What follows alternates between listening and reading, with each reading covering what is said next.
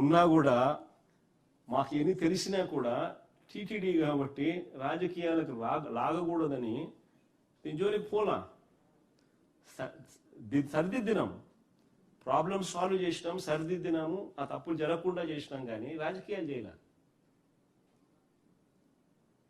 ఎందుకంటే మన దేవుణ్ణి మనం అపాస్పాలు చేసినట్టు అవుతుంది అనే ఉద్దేశంతో చేయలే.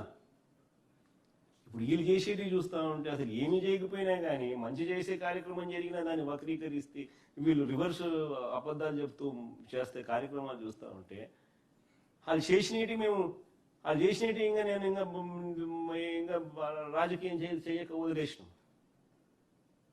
దేవుంది కదా అని.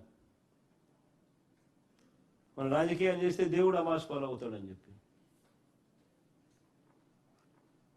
టీటీడీ అనేది నిజంగా ఒక స్వతంత్ర వ్యవస్థ.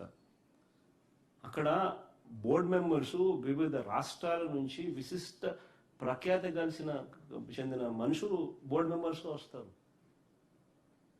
It's a body which is got its own stature. అంటే బోర్డు మెంబర్స్ కూడా ఎల్లయ్యలు పుల్లయ్యలు కాదు,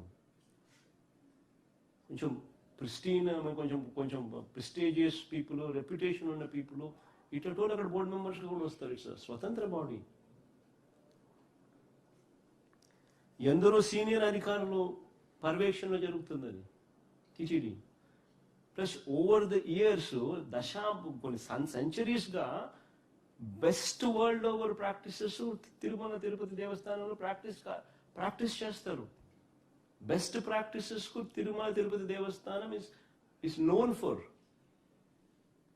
world over best practices Tirumala Tirupati దేవస్థానంలో they practised. over decades, over centuries, it is evolved. అట్లాంటి దాన్ని, అంత రోబోస్ట్ ప్రొసీజర్స్ ఉన్నదాన్ని ఏకంగా దేవుడి ప్రతిష్టను మంట గలుపుతున్నామన్న కనీస ధ్యాస కూడా లేకుండా